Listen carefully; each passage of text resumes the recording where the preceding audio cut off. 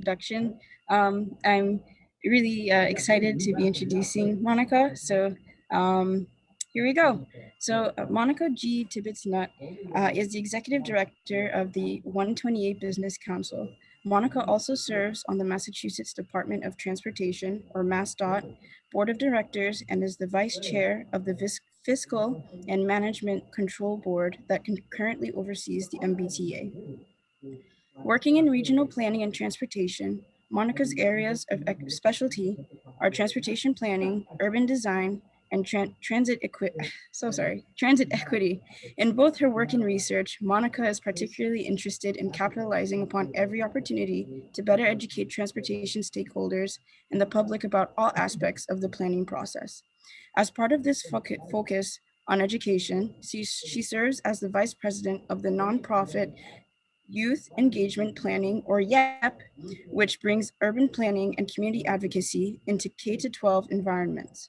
Monica also commits a significant portion of her time to mentorship through her roles as a member of the Board of Advisors to the Rappaport Institute for Greater Boston, as a mentor with Transit Center's Women Changing Transportation program, as a member of the Board of First-Year Advisors at Harvard University, and less officially, by making herself available to the students and young professionals she has met through guest lecturing and through her membership in the American Planning Association, the Transportation Research Board, and others.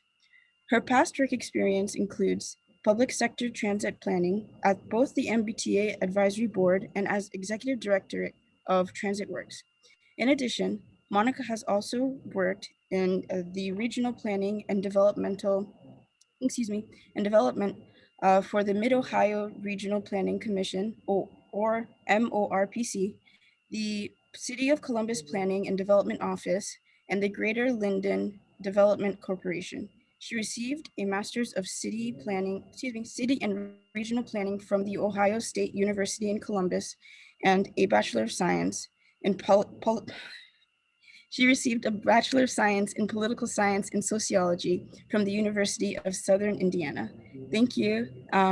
And I will pass it over to Christine Miziak, the VP of AI Engineers, and our moderator for today. Thank you. Thank you. We're so excited to have you here today, Monica. Thank you for joining us. This program is really great. You know, the overall theme of it is kind of 4 categories: respect, belonging, empowerment, and progression.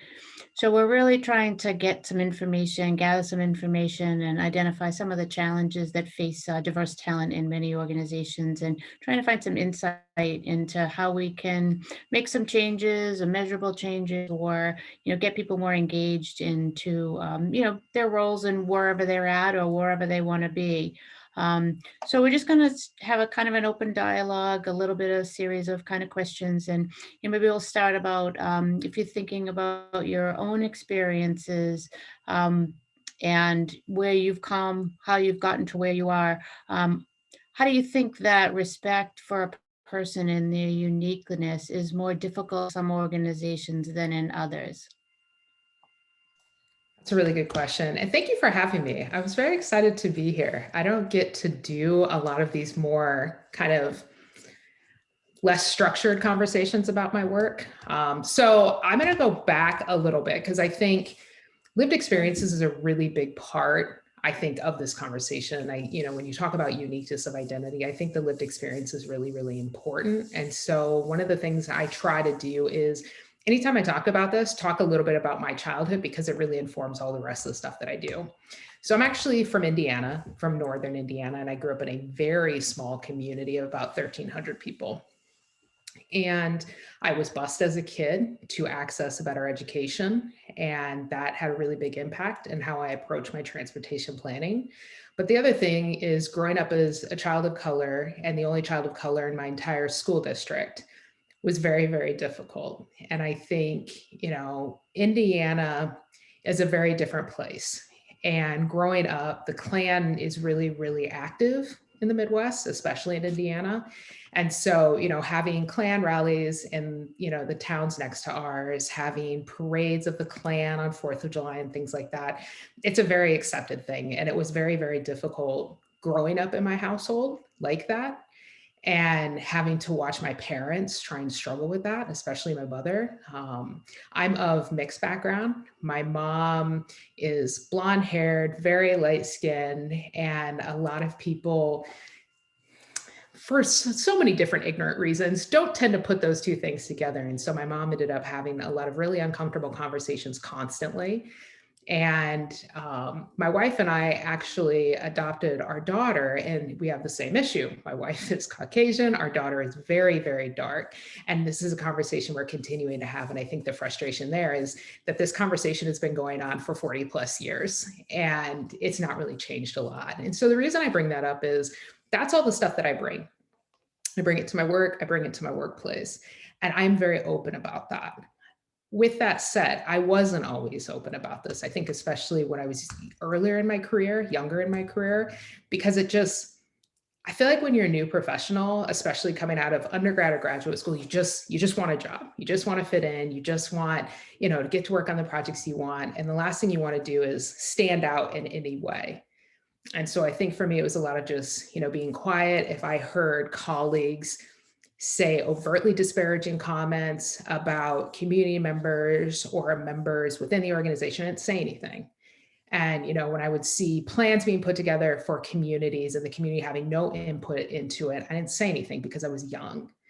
And now looking back, I shouldn't have had to say something. That's the kind of thing where leadership should have said something, mentors should have said something. And so I think as I've transitioned into later in my career, I'm the person who says things. And I think that's a huge burden to put on people who are the target of a lot of these comments. But I think kind of going back to that, having these conversations very openly, I think that is a really, really big indicator of an organization that really wants to take on diversity and inclusion, is owning your privilege, owning the environment that you've already created, being able to have that dialogue, because then it's not left to any individual person to kind of raise that alarm.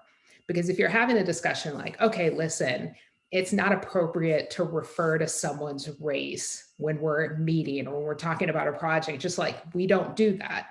It just makes it much more deliberate as opposed to like, well, we need to work on diversity and inclusion. So I think it's deliberate and very open conversation is what starts to really help this along. Because I think right now, everyone is talking about diversity and inclusion. Every agency, every brand, cereal, everyone is talking about this. And so I feel like having a DEI committee and things like that, a lot of people are just like, check, we have now dealt with this, but they don't want to deal with either their history and they don't want to deal with the ugliness. One of the things, I spent a lot of time talking to our legal counsel about this, there is a really big difference between something being wrong and something being illegal. And I think that is where organizations get away with a lot, where it's just like, well, yeah, no, that was entirely inappropriate to, use the N-word to refer to a Black employee. But is it technically illegal? And I think that's where you get these incredibly hostile environments, these hostile working environments, because it's unchecked. And just because it's not illegal, well, then we'll do counseling. We'll teach them how better to manage people. Instead of just saying, well, that was incredibly racist, we need to actually confront that and deal with it. And so I think when it comes to the organization, there has to be a mindset, there has to be an agreement on, this is the type of work environment we want. These are the types of protections we're going to put in place for our employees. And if we are lacking a diversity within our employees, within our clients, et cetera, what are the deliberate actions we are going to take to address that, as opposed to, well, we're going to increase diversity. What does that mean? Because I think that refusal to actually be deliberate about it, to also be deliberate what type of organization you are. These are the things we're committed to. This is the type of environment we want to create. If you can't do all of those things, then there's probably something very, very wrong at a core level around diversity and inclusion. And so you just really need very strong leadership, very, very strong leadership, because it should not be on those below the leadership, middle management, or, coming up as young professionals to actually have to be the ones to take that on. So given that bias in the workplace or in any environment is slow to change, you talk about things that have been going on for forever. Mhm. It shouldn't take 40 years to change people's minds, but unfortunately it does. And yes, there's a lot of talk about diversity and, we've got metrics, we've got numbers. Oh, let's hire X%, or, and then yay, we've made our goal. But I think that what you're getting at is internal in an agency or an organization, if that is not part of the culture, then it doesn't make a difference what your targets are or what your benchmarks are. The mindset is still that, underrepresented groups are not going to be given a seat at the table. Mhm. And, what does that mean? In my mind, if I don't get a seat at a table, I'll bring my own chair.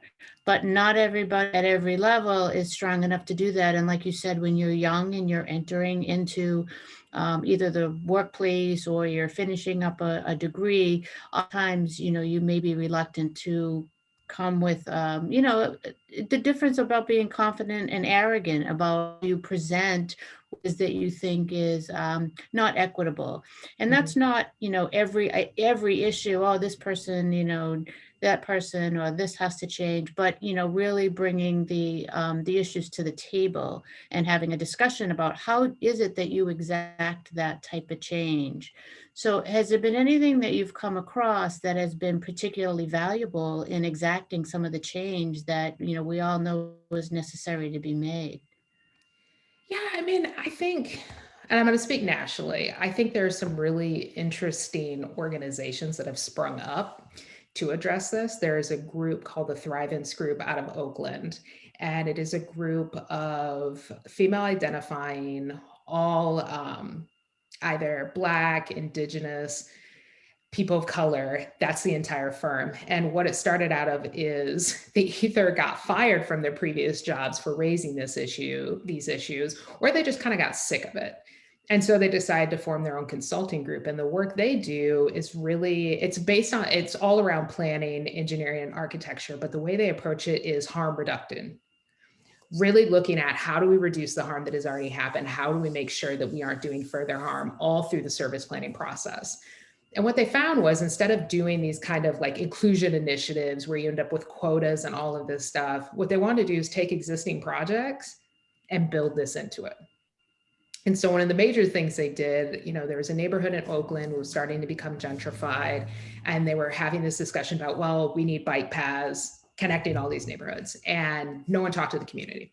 So they were just like, oh, we're just going to put in all these bike paths. And what they were finding is people weren't using them because they weren't in the right spot, or they were going through particular parts of the neighborhood that weren't as safe for people. And when I say safe, actually, an intersection wasn't safe, or the connection would stop for this portion so people couldn't get through that, and all of these different things. And so what Thrivance did is they came into this after the project was done during the reevaluation and built this in. And the reason I say this is that's really what I have seen to be the most successful, is making it part of a project as opposed to this larger initiative. One of the things I always compare it to is safety. Safety, especially in transportation, is always very dicey. And, when we talk about the quotas, the thing I always say about safety is like, well, how many people are we going to tolerate dying? Like, how many people are we okay with dying? Are we okay with 20, 50? Do we only want one? Like, how do we measure that? And people are like horrified by that. But that's the exact same thing a quota for diversity is how much racism are we willing to tolerate? And so the reason I say this is it has to really, I think, be at the project level. And that is what I've seen as success. And you view it the same way as safety. It has to run through an entire project. And I do think that the firms and, basically firms and different entities, I can't think of any agencies that have actually done this well, that are really pushing this, are approaching it from that direction. And a lot of times it's really from people who are just kind of completely fed up. The other thing is, not only are they building this in the same way as safety, they're redesigning how we engage the public. Instead of the public being like a check mark, they're actually treated more as a client. And I think that not only addresses a lot of these issues, but I think also just makes better projects. I think that's the other thing. If you do better work and you're being more diverse and more inclusive, your projects are just better. And so I think that's the thing that they're really starting to show people, that it isn't just the right thing to do. It will make the right project and they will make it better. So I think that's actually a lot of the stuff that I've been seeing that has been effective.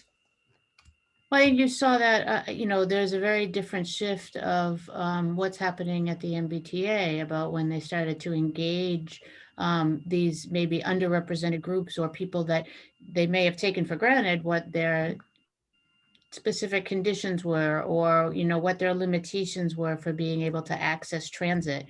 That's not only with like ADA compliance, but it's also on the social scale about who has what access, where do they live, how easy is it for them to traverse someplace. I saw a lot that went on with just trying to get things to be handicapped accessible. It's one benchmark, but everything else that comes with it, and giving those people a voice to be able to have an avenue to say, hey, over here, I think you may have missed the fact that this is not, being taken into consideration. So I think that it's important about, the culture of the organization being open and being able to understand that there are things that maybe you have to do a little bit differently. It's not that it's a big change. It may be things that should have been done from the beginning, but having people have a voice, whether it's the public through an agency or an organization with their employees, giving people the avenue by which to come and say, hey, this isn't right. Let's try to figure out how to change that. Have you ever been in a situation where you've brought an idea to an organization that you've worked for that's been very unpopular, and were a lot of hurdles that you had to get over to get your own voice heard? Yeah, I mean, I'm usually starting some sort of fight kind of everywhere I go. I would probably say one earlier in my career was when I worked in the city of Columbus, Ohio. This was prior to the huge housing bust, and a lot of that, Ohio was actually one of the hardest hit ones. And one of the things that I had been tasked with was checking out the condition of homes and properties throughout the city, and really looking at, okay, do we have particular developers, particular, landlords who are just having these just disgusting sites. They're not safe for the residents, et cetera. And so they sent me out into the field. And because I was like young, I'm like, I'm going to go through every single one. So I spent like 3 months just walking around the city of Columbus, property by property, comparing it to what we saw for the deeds for the city and all this stuff. One of the most interesting things I found was I would probably say it had to be well over 90% of the condemned properties and the unsafe properties were owned by the city of Columbus. Oh. They were the landlords. And so when I brought this forward, they were like, well, we really need to focus on those who are not the city. And I'm like, well, that doesn't really tell you anything or paint any picture. But what they wanted to do was avoid the embarrassment. And so when I wrote my report, I refused to do it. And my mentor, unbelievable woman, and she fought for us. But as soon as that report came out, it had all been taken out. And I then filed another report, and this just kept going on and on and on. But I legitimately got nowhere. And it was the kind of thing where I was not asked to come back for my internship.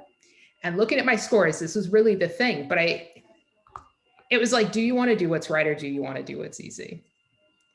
And I was a dumb young person. So I really was just like, I don't care about my career. I'm going to absolutely do this. Would I have done it the same? Probably. But like, that's the kind of stuff where it's going to happen. I think it happens a lot in your younger career. And even if you fight back, really, sometimes things don't come out of it, except years later, it did come out. And I think having done the research, it was very hard to ignore it when someone started digging. But I would say that's really what a lot of my younger career was. And honestly, even now, sitting on the board of the MBTA, I still fight these fights. And I lose sometimes. Yes, you do. And I lose sometimes. They aren't. I mean, yeah. Can I ask a question on that topic? Monica, you brought something up, and I think it's resonant for us because many students in this audience, and you talk about having a voice and coming forward and voicing your experience or change you want to see. But how do you see the support structure that needs to be? Because students do need to see that they're not, that they have a support at some level to be able to come forward. So when you did it, could you talk a little bit about how young people get involved and the risks involved in that process as well? I think it's in, whether it's your advisor or mentor, I think that's really the biggest thing. Like I said, I mean, my mentor / advisor, the woman who was overseeing my internship, unbelievable human being, and she supported me. And I think that's where, and that's, if you're a faculty advisor, whether, part of a mentoring program, part of your professional organization, that is really important. And also making it clear that you are going to have their back, that you are going to fight for them. And I think that's really, older people in our profession, that's what you have to do. That's how I approach a lot of my mentoring, that you are willing to fight that fight in a situation where maybe they can't. But also then being very honest with them about the repercussions. Mm-hmm. I think that's really, really huge, that yes, you very well could lose your job. You could lose your internship. And if you're in a situation where you don't have a mentor or an advisor officially, find one. I have unofficially helped people with their dissertations and things like that, because you're not always going to hit that right person, but reaching out to others can help a lot. And so I think as mentors and advisors, it's really, really important to serve in that role and let them know that there is going to be some protection, and give them advice in situations where they really shouldn't push something because you know what might happen to them professionally or academically. Right. And for students, I think it's very important to build that network early on and know who has your back, right? Yep. And reach out. Don't ever be afraid to reach out. I have never gotten an email from a student that I've not responded to. And 98% of the time, unless it is just way too soon, I'm always going to help. So I do. I think looking at student groups, looking at professional organizations, almost every organization has either, women-led, where it's just women of transportation, women of engineering, but especially people of color. We have almost, I can't think of any certification or any of the organizations that does not at least have a wing of it that deals with that. Reach out. And that's like cold emailing. I'm telling you, if someone cares enough to be a part of that organization, they will get back to you. And if they can't help you, they will find someone who can. Thank you. I think one of the first times I had heard Monica speak outside of, her traditional transportation role was at the mentoring program for WTS, which is a women's organization trying to empower women in the transportation industry, whether it's engineers themselves or planning or finance or environmental science, whatever it is related to transportation. But her message was very powerful, as she said, about what mentors actually do and how they can help, even if it's a sounding board where, you want to ask a question about, hey, I'm thinking about, raising this as a big concern, and a mentor might take a step back and say, well, let's kind of play out the scenarios here. If you take it in this direction, like Monica said, you may not be successful in your job or your internship or whatever it is, but you'll feel better inside about doing that. You try to find a balance and a way to communicate what your message is without maybe some of the negative repercussions. So I do agree that that mentoring is very important. And I've been a mentor through WTS, through other organizations, and I think it's really important that you find people to be able to reach out to and talk to, that you can share the way that you're feeling about how to approach something. And I think organizations sometimes need to recognize about inclusion, that it's not one size fits all, and things are not the same for everybody. You can't treat everybody the same and call it inclusion. Everybody's situations are a little bit different. So is there anything that you specifically could identify as like a practice that would try to help an organization to create, like outside of mentoring, some practices that would allow people to be able to contribute fully and feel empowered? I mean, it's really tough, within an organization. Yeah, the mentoring is just a lot more unofficial. I think this is actually, and I'm only going to speak to transportation because it's obviously the field I work in. I've seen agencies and departments reach out to local or national bodies. Like if, reaching out to WTS, that is something that happens often from different places. And I think that's where the agencies have been more successful.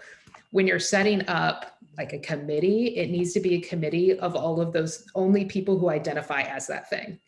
I think that's the other thing. That's really, really important in an agency, not just giving that role to whoever's willing to do it, but really being thoughtful about that, being thoughtful about the identities you're trying to include. But it is tough. It's very tough at the agency level. And a lot of the times it'll be one department that's really kind of leading the charge.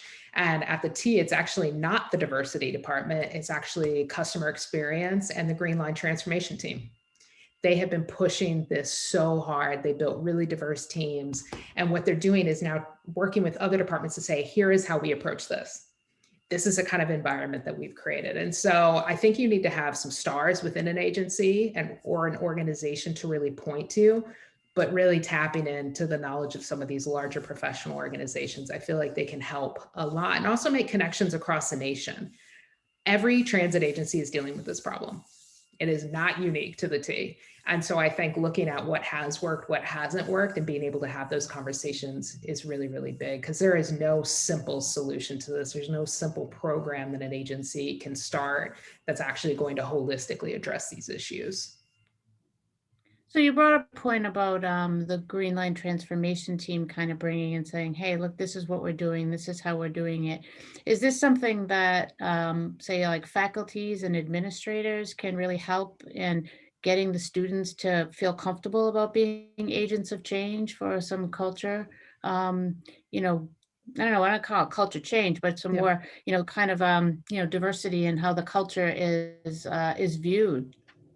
Yeah, absolutely. Angel Pena is actually the one who leads up the Green Line transformation team, and he is so excited about talking about their work and talking about how they've developed this team. So it is one of those things, pretty much anyone like that, or Danny Levy, who's in charge of customer experience, they always want to talk to other people. And I think especially as you're looking at recruitment into our industries, that is another really, really big concern. And so having students be able to even just talk to like a panel of that team, ask those very honest questions and get an understanding of how they've approached their careers, I think can be incredibly beneficial. And then for us, very selfishly, now we're starting to build that pipeline of students wanting to come into the agency. But anybody that does this work and anybody that has that diverse and that positive work environment is always going to want to talk about it, always, because it's all about pulling everyone along. And that's how I feel about my mentoring. It's about pulling people along. And I know that professionals like that who are doing that work feel the exact same way. We now owe it to pay it back to everybody else behind us. Right. And creating that sense of belonging, oftentimes, that is how this whole thing progresses and becomes something that is just second nature, and that there isn't a built-in bias. And, some of it is, kind of whether a demographic of an agency. I mean, I think that there's been some about the T maybe not being such a welcoming place for a lot of groups of people to come. Maybe it doesn't present itself as that type of opportunity, but it's for a company like mine, we never want somebody who looks around our company and says, well, there's not a lot of people that look like me or that are like me, so maybe that's the place for me. And I think we at my company take a lot of time and energy to be very welcoming. Our culture is extremely diverse. It's built into what we do, and but that doesn't happen necessarily overnight. It's something that people have to work at. And I spend a lot of time mentoring my younger people, especially the females that, because I know what it was like to come up in the heavy civil construction business. 30 years I've been at this. And, some things have changed for certain. But I think I've seen most of the change probably in the last maybe 5 to 8 years. Before that, it was much of the same. So, I think part of what the university is trying to do is to create that sense that, there's a voice, there is a path, there is a way for you to feel empowered and to feel like you are going to be heard. And, this topic is bigger than, just a Zoom call with people kind of talking and sharing experiences. It's really trying to understand and get to a point where some good decisions can be made about, listening to what happens elsewhere, or, where people can really focus on getting the support they need to be able to put themselves out there and feel welcomed and feel like a sense of belonging. Because I think that if you feel that way, you're going to contribute more to whatever organization that you become part of. And you would agree with that?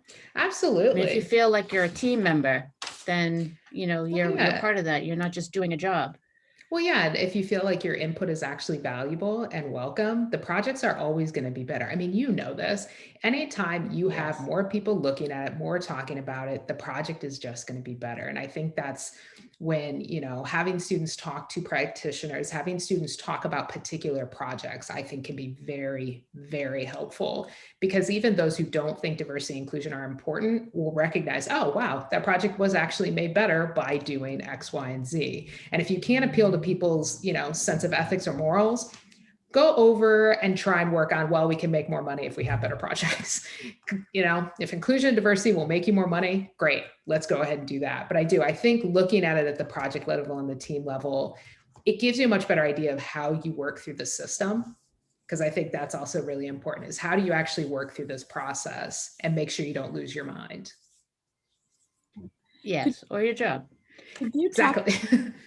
A quick question. Could you mentioned deliberate practices in the organization, right? Rather than be reactive to incidents and try to fix the problems. Could you give any examples of what types of deliberate practices, for example, in the transportation organization that you're in, have been put in place? I mean, I would say really deliberate is focusing on, when you're looking at the qualifications, looking at what needs to be built in there. And I think as you're looking at kind of how you're recruiting people, I think a lot of agencies have it very prescriptive. This is what we do, this is what we do. And I mean, most of the people who have been practicing for a while on this call know people hire people they know. And I think that nepotism and that general method of how we operate, and I think Boston is particularly bad at this, that's a problem. And so I think actually looking at qualifications and how you're running your human resources department, but specifically how you're doing recruitment, can be very, very deliberate. And I think that also sets a tone for, managers, et cetera, of like, oh, this is what's going to be required of me. Oh, I can't just call that person that I went to graduate school with and have them interview. And it's being deliberate on who is interviewing, how many people are interviewing. Did they meet the qualifications? Because I think that can be very prescriptive in a way that changes the way the agency approaches it. And I think that's a lot of the stuff that we're working on at the T right now. It's making sure that it's not, oh, well, I just went to Harvard Business School with this person, so we should hire them. So then everyone went to the exact same school and we all look exactly the same. You need to, the best of your ability, try and take out the personal biases. And that is so incredibly hard. But the more prescriptive you can be, the easier it is to do that. And then, like I said, just having very open dialogue about this. People are a lot less likely to think that they can slide through saying really offensive things at the water cooler if we talk about, hey, saying really offensive things at the water cooler is incredibly wrong. It's unethical, and you will be called out on this. Because if you're not willing to take action after you've established something, then it's pointless. And those are also the agencies that I think have been successful. They identified a problem or a particular incident, and then they said, this is exactly what we are going to do to address that. That, I think, really holds everyone's feet to the fire, but it also then makes it very transparent. Transparency in these processes are incredibly important. And then, like I said, going back to human resources, being transparent, that everyone knows what is expected. You're just going to get more talented people, and you're going to be weeding out the people who just do not care about getting more diversity and do not care about having anyone that doesn't look like them. It just makes it a lot harder for them to do that kind of destruction within an agency. But it is, like I said, it's tough because there's a big difference between what is right and what is legal. And I think any lawyer, any general counsel you talk to, this is a frustration they have. It just is. And there are very few touch points you can do it. And HR is one of them.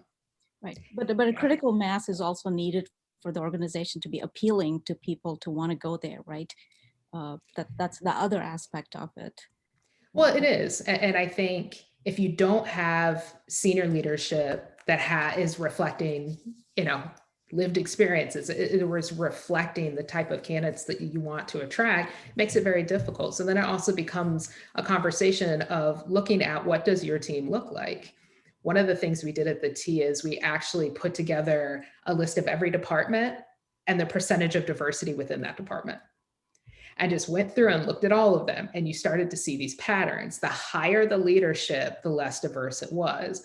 But broadcasting that and then sitting the departments down and just being like, okay, what are you going to do about it? I think that's the type of things that leaders at agencies need to do, but so very rarely actually do it, because there is kind of a homogenous look to a lot of the transit executives throughout the United States. So that also makes it very difficult to address it, because it does not personally impact them. So the more personal you can make it, the more chance you have of trying to explain to someone, this is what this problem is.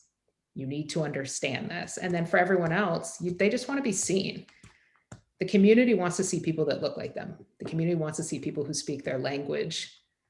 Students want to see department leaders who look like them. That's the hard part. Is, you're right. How do you get people to work in a hostile environment to make it less hostile? Mm-hmm. And it is. I think process change is probably the first place you need to start. And I think that's also for who you're working with as contractors and consultants. I think that's another really big thing. Like, do you actually care about your DBE targets?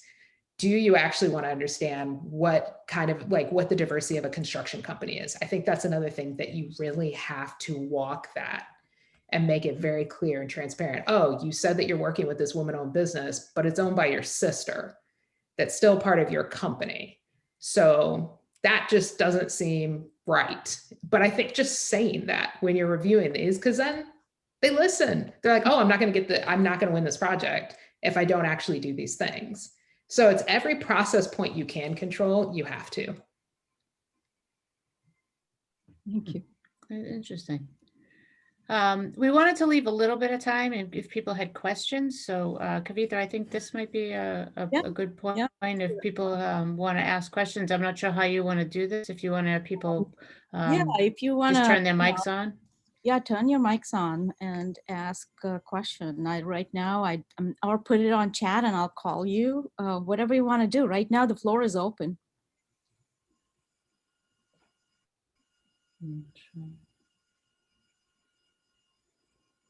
I have a question. Go ahead. This is for Monica.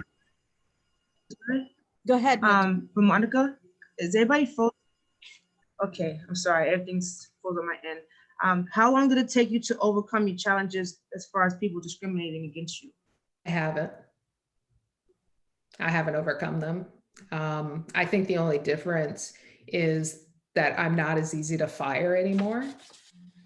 And I think, I mean, it really is like, I run the company, so it's like super hard to fire me. I think with the MBTA board, if you tried to get rid of me, I would very publicly tweet why you did it. No, it has not gotten easier. And I actually think it, for me, has gotten harder because I know that nothing has changed. And that's heartbreaking. It's heartbreaking raising a little girl and just hoping and praying that it'll be different by then. But no, it's no different for me. It's just the repercussions aren't as bad once I've gotten to where I am. Understood. Thank you. So do you think for yourself that there's a lot more that, people can do by way of showing that, they are respectful to you and that, that they understand that, you bring something to the table that's very valuable? Do you have any ideas about what you think it would take to get there? Or is it something that you think is just going to be that idea or that topic that lags because there's really not a lot of focus on it? I mean, I think, and this isn't to be negative, it's just one of these things when I talk to students, I just feel like it's important to know what you're getting into. I don't think it will get better, not within my career time period. It's just been going on for hundreds of years. And so I think that that's really difficult to take on. I will say this is that I still deal with repercussions. It's just when you have a public mantle, it makes it very hard for them to get away with it in the same way. So I think taking any opportunity you can to just speak the truth and speak your truth. And, with social media, I don't really understand like Instagram or TikTok or anything like that, but I love Twitter. And I think tweeting is actually very important. And I think it gives a mantle for you to say things, and you're saying them public, so it makes it harder for them to retaliate. They still can, but it does make it harder. The thing that gives me hope are these departmental changes, like I said, these project team changes. That gives me hope that you can do enough of them to hopefully balance it out to the best of your ability. But it's going to be a very long road. And I don't think we're going to undo all of this anytime in the near future. And the other thing is that I talk about self-care. This might seem a weird place for this, but self-care and not taking on all of this, because it is. The people who have to actually take this on and fix it are the ones who are being discriminated against. And I think that that can take a lot of energy. And I think when you do get in a position of leadership, it is important to take time to not have to fight it all the time. But even at my position, fighting different policies at the T is incredibly difficult. It is, because it means more to me personally than it might mean to someone else at the agency. So yeah, it's just tough. It really is tough. And I think this country has an issue in general. And I think these are just kind of microcosms of a larger issue. But you obviously have shown in your career about where you got and where you came from that it's not impossible to overcome. Being strong and having a voice, requires not only you feeling the confidence to do that on your own, whether it's, through your education or your understanding of a particular problem, but also having the support that you need. And I think that, for the students and for younger people that, that's really a big part of this message is that, you can and will be respected. You can find a sense of belonging, and that will help you feel empowered and let you progress into your career. But take note that that comes with support, and that comes with talking to people like you and other people that could be a mentor, faculty, being educated on why all these things are important and why talking to people and trying to help them see through a scenario or balance out where they think that they're headed with a particular initiative or idea, is really beneficial in getting, at least personally, some feeling comfortable that, yes, they may not feel like they're 100% accepted, but it's a step in the right direction. And as they gain experience in whatever career they're in, they understand how important that becomes. And if you continue to build on that, you'll end up in a position such as yourself where, you still have challenges. They're going to be there. I do too. But there is progress. And if you take it upon yourself to try to understand the steps that you can take on your own and reaching out. And, I think that that's really the message is that, belonging requires, some effort on your own side too. It's asking for help. I've been, you hit it on the head. I've been very lucky. I've had wonderful mentors, and I've had a chance to work at some really wonderful organizations. And so I think as you're looking to that first job and you're looking to an internship and things like that, that's really important. And I still ask for help. I get stumped just as much as other people, or I'll hit a brick wall and I'm like, I need to reach out to so-and-so. And I think that's going to be a really big thing. I had a lot of really great bosses, a lot of excellent bosses. And the other thing about asking for help is that then you're in their network. And so if I'm thinking about, that internship would be like so good for Ariel, like this would be fantastic, then I'm like, awesome, I'm going to send it over to you. You know what I mean? And I think that asking for help is huge. Anybody in a minority group doing the work we do will help you. I would be genuinely surprised if they didn't. And it's building those networks, because I think that's the stuff that has made this a lot better. Better women's networks, better, Black networks, things like that, because then we're creating our own old boys network. There's actually an organization called Future Old Girls that I'm a part of that does a lot of this talking, but it's because we send each other job postings, we send each other internship postings. That's really what you need. And so the more you can touch base with those people, or if you're interested in transportation, just shoot me an email. You know what I mean? That's the kind of stuff that has changed. And that's the kind of stuff that we didn't have before. We didn't have these lived experiences in leadership. So I will say that has been the biggest leap and the best chance we have for continuing to bring more people into our fields. So Kavitha, how do you envision the university taking on some of these topics that we've been talking about? I think so. There is the leadership aspect of it, but I think there's also, I look at it as more of, there's also a grassroots aspect of it where faculty and students, I think, should begin to look at this together and identify where the problems are and come up with those solutions. So talking about embedding practices in our organization that allow these voices to be heard and action to be taken, I think that should also come from, you know, the bottom up and not necessarily driven by leadership at the top saying, you know, we have task forces. We've got to, as Monica said, since this last 2 years, there's been this reactive, you know, response to we need to address DEI, you know, in this, and the problems have been there for many, you know, years right now. So I look at it as, first of all, for students to recognize that they have a voice and we need to establish practices where those voices can be heard. So that to me, I think is one of the more important things. And hearing the voices and then figuring out what to do in response is the next level, right? So, you know, as part of the leadership and at one level, I look at that as my responsibility, that when I hear these voices and I figure out, I have to have a plan of action that somehow is responsive. So those are the kinds of things I see that we need to do, because for the longest time, students in engineering programs have believed that this is the culture that exists and I have to adapt to this culture and I'm gonna suffer and do what's necessary and graduate. But we've also found that in the workforce, people have experienced the same kind of issues and they leave, right? So this is happening around the board. So we gotta have those, I think, systemic sort of opportunities for our students when there are students to recognize the barriers, talk about it, and be the agents of change, so to speak.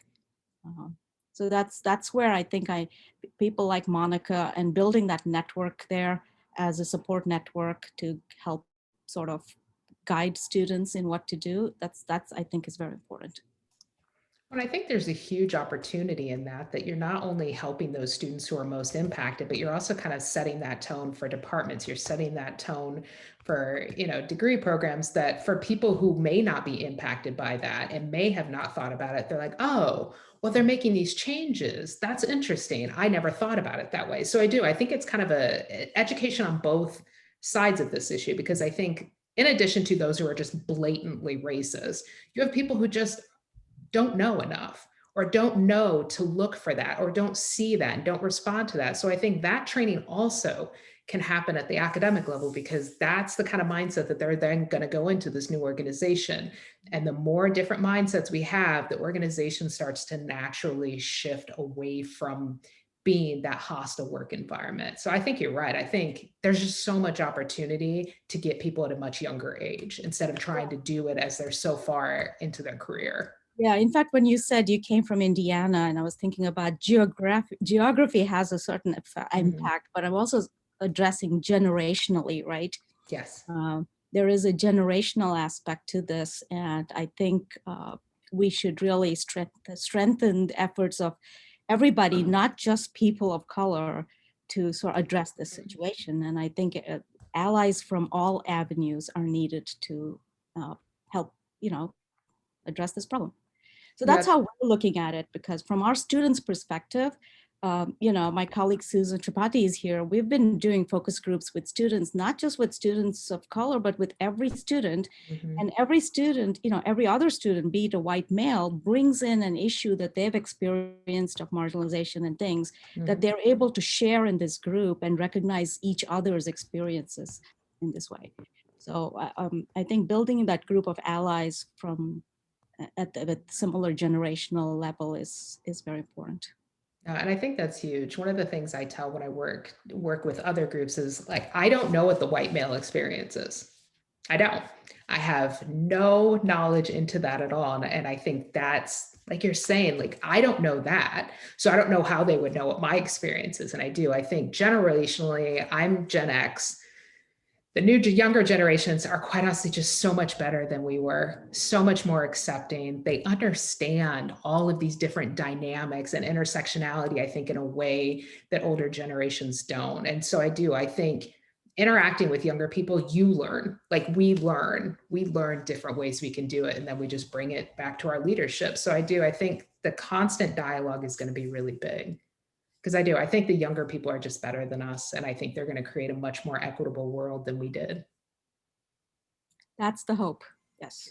I think going to your point too about social media and Twitter, I think people see now, they have the ability to see that there are a variety of opinions on any particular topic, depending on, maybe where you live, where you grew up, what your specific situation is, but access to information is a lot better.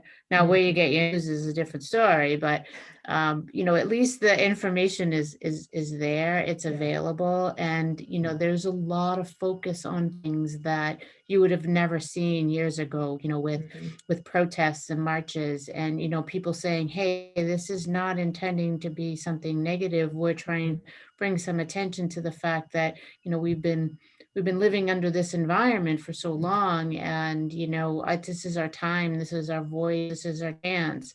But for our students, having the ability to listen to people like you or anybody, that is open and wants to talk about, a sensitive subject, the topic can be uncomfortable and awkward for people to understand.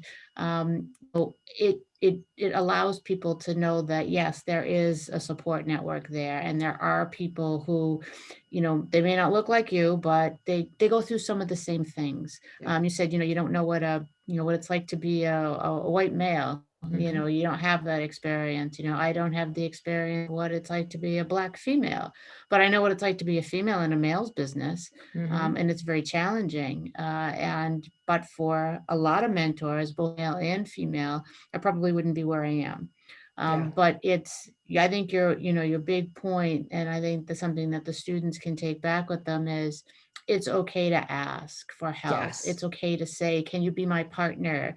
Can I run these things by you? What do you think about this? Or I'm looking at these companies, but this one, maybe their demographic doesn't really line up with mine. That doesn't necessarily mean that if you join them, that you won't become part of their culture and you won't feel included in a sense of belonging, but you've got to take a lot of time in understanding what decisions you need to make that's best for yourself. And that is much easier when you've got a network of people that you're able to rely on and talk to and share some ideas about maybe how you go into that job or how you go into that next program. Maybe you yourself shut off the bias, but these people are all going to be against me because I'm not like them. That's a personal thing too, that people have to realize that, you may exude that in your personality, that, arms folded across your chest. I already know you're not going to like me, but I'm here anyways.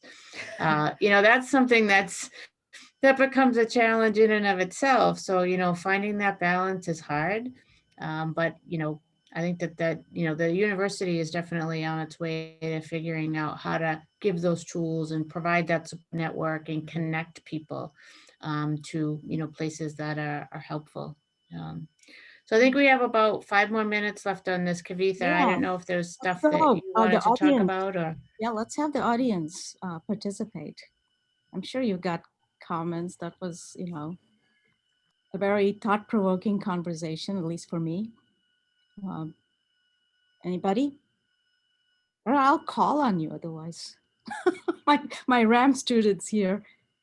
How about you, Stacy? You got any questions? Comments? I know you guys said about how it's important to ask for help, but how do you go about asking for help? Were you in an environment where you feel like other people wouldn't relate to the problems you're having, or you're like they wouldn't understand where you're coming from, or if you're in an environment where people don't really allow you to ask for help, they just dismiss you whenever you do. So how would you go about going around that? I mean, I think it's really tough. I think when asking for help, ask help from someone that you feel comfortable with. And whether that's, an existing relationship, or you feel as though you identify in some ways similarly. it's really tough if you're in a situation where you don't have anyone like that. And so, like I said, you know, whether that's going to a different department, whether that's looking at a professional organization to try and connect with someone who's currently practicing, the impetus shouldn't be on you, but unfortunately it is, to look at every possible avenue. And I think when I was younger, when I was in school, if I didn't, there have been times within my department where I was like, I don't really feel like someone can identify with me. And so I would look in a different department. And like I said, very rarely will someone not respond to you. I'm not saying it doesn't happen, and I probably wouldn't go for like any celebrity professors, but for the most part, people are going to help you. And also looking to other students, either in your program or also in other programs that you also feel comfortable talking with, because I'm sure they also know somebody. So a lot of the work really does fall on you, unfortunately, but don't allow not knowing someone or not being in the same department or not going to that profession to stop you from seeking advice from them. And when in doubt, ask a professor. Just be like, listen, hey, I wanted to learn a little bit more about this. And they're like, oh, actually, I think so-and-so would be really good. Or you should check out this organization or this research. That can also really help, because if someone, even if someone doesn't necessarily identify with you or identify with the issue, most people want to help you learn. And I think especially in an academic situation, they don't know, they're going to try and connect you with someone who does. I hope that answered your question. Okay. It did. Thank you. All right. We got 3 minutes. Let's not waste 3 minutes. How about you, Shania? I know you got something to ask. I had a feeling you would pick on me. I knew it. Right there, you have your cameras on, and Monica, one of the things I stress for them is visibility is important, right? Yes. I mean, Yes. in an organization, you really got to be out there, out front, if you want to make changes. Go ahead. So I was going to speak about how you said you don't really see that big of a difference in the workplace. And I would definitely say, at least from my perspective, I feel that students are not taking any excuses. You know, we're holding people accountable in the sense of, like, if we don't see change, hey, you said you were going to do it 2 months ago, and we're checking in on you. And I know, personally speaking, at the university, we're still trying to make those steps towards holding people accountable for things that they said they would do that they're not doing. So making sure that they realize the importance of it is definitely a long way, in my opinion. No, and you're right. And I think that kind of goes back to when I'm like, leadership needs to be very deliberate about the actions so that there is a context that you can come back to. But I think students these days they aren't accepting the limitations of old, and they are like, hey, listen, you need to do this, or like, this issue is really important. Why aren't you talking about it? Or this incident happened. What is your response going to be to that? And I think, I just think young people are taking this on more. And I think if nothing else, the education is better. And I think the language is there. Like the language of accountability and things like that. We finally have words to contextualize this. And so I think, especially when you're a student, you have so much more freedom to push that I think you sometimes do as a young professional. And so I would say, yes, push now, and always hold people to what they say. Because at that point, it's just all you're doing is following up on what they said they were going to do.